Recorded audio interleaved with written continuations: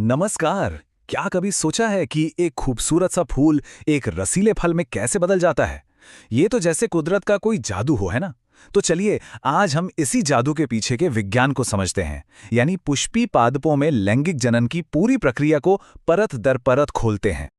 तो आज का हमारा सबसे बड़ा सवाल यही है, आखिर एक फूल फल बनता कैसे है? ये सिर्फ पंखड़ियों के सूख कर झड़ने की बात नहीं है।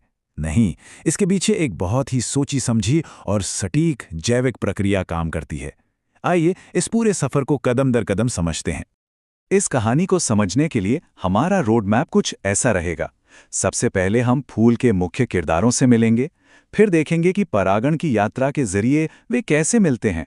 उसके बाद दोहरे निषेचन की अनोखी घटना को समझेंगे, फिर फूल से फल बनने का वो जादुई बदलाव देखेंगे और आखिर में प्रकृति के कुछ खास मामलों पर भी नजर डालेंगे।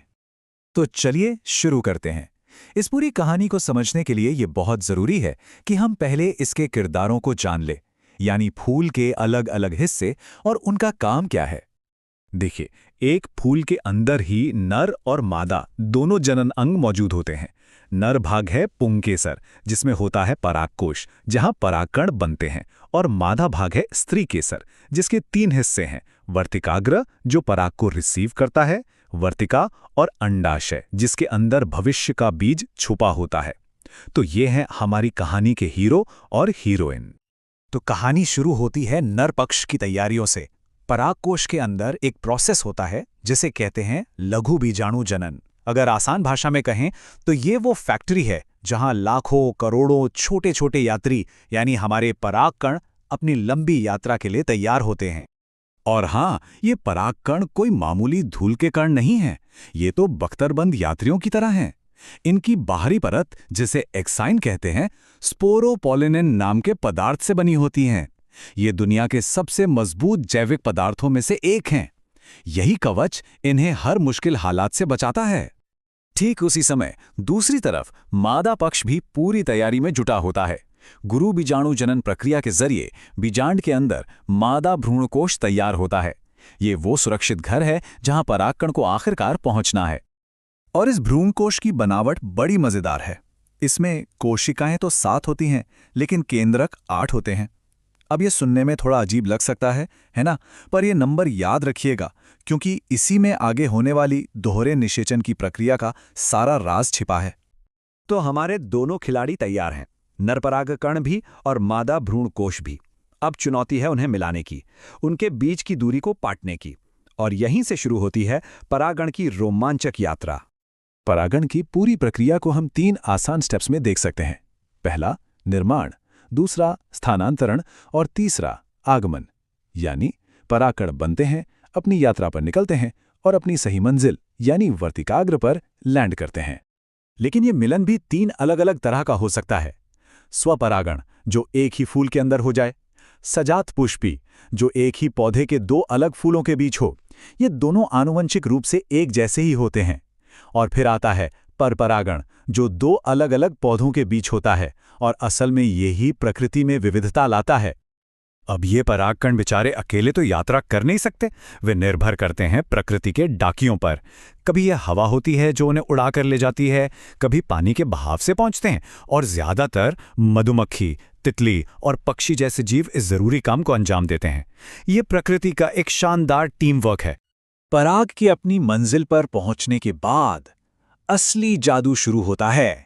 ये इस पूरी कहानी का क्लाइमैक्स है, एक ऐसी घटना जो पुष्पी पादपों को पौधों की दुनिया में बिल्कुल खास बना देती है, और वो है दोहरा निषेचन।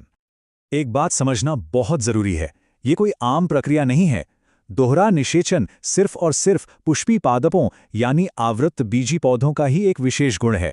ये उनका सिग्नेचर मूव है, उनका सुपर पावर है, जो उन्हें बाकियों से एकदम अलग करता है। इसे दोहरा क्यों कहते हैं? क्योंकि यहां एक नहीं बल्कि 2 निषेचन एक साथ होते हैं। एक नर युग्मक अंड कोशिका से मिलकर भ्रूण बनाता है और दूसरा नर युग्मक ध्रुवीय केंद्रकों से मिलकर भ्रूणपोष बनाता है। ये भ्रूणपोष उस भ्रूण का भोजन है। मतलब एक ही झटके में बच्चे का जन्म भी और उसके लिए लंच बॉक्स भी तैयार। प्रकृति कितनी कुशल है ना? एक बार निषेचन का काम सफल हो गया तो समझिए फूल का मिशन पूरा हो गया। अब वो एक बड़े बदलाव के लिए तैयार है। उसकी रंगीन पंखुड़ियां मुरझा जाती हैं और वो कुछ नया बनने की तरफ बढ़ चलता है। और ये बदलाव सचमुच कमाल का है। फूल का हर हिस्सा एक नया रूप ले लेता है। बीजांड बदल जाता है बीज में, उस बीज को घेरने वाला अंडाशय बन जाता है फल, और वो जो युग्मनज बना था वो विकसित होकर नए पौधे का भ्रूण बन जाता है। और वो लंच बॉक्स यानी भ्रूणपोष, अब उसका काम शुरू होता है। वो बढ़ते हुए भ्रूण को तब तक पोषण देता है जब तक कि वो खुद अपना भोजन बनाने लायक न हो जाए। इसका सबसे बढ़िया उदाहरण है नारियल के अंदर का पानी। वो और कुछ नहीं बल्कि एक तरल भ्रूणपोष ही है। लेकिन प्रकृति हमेशा एक ही सीधे रास्ते पर नहीं चलती। कभी कभी वो नियमों को थोड़ा तोड़ती मड़ोड़ती भी है। चलिए पुष्पी पादपों में जनन के कुछ ऐसे ही दिलचस्प अपवादों पर एक नजर डालते हैं। पहला है असंग जनन।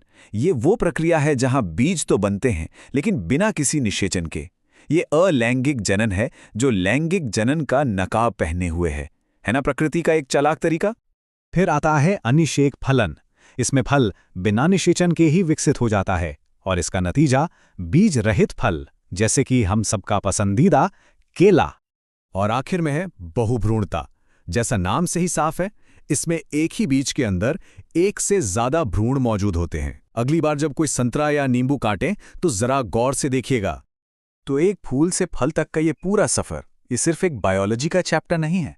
ये हमें एक बहुत गहरे सवाल पर सोचने के लिए मजबूर करता है। भविष्य में दुनिया की बढ़ती आबादी का पेट भरने के लिए क्या हम प्रकृति के इस बेहतरीन और कुशल ब्लूप्रिंट से कुछ सीख सकते हैं? इस पर सोचिएगा जरूर।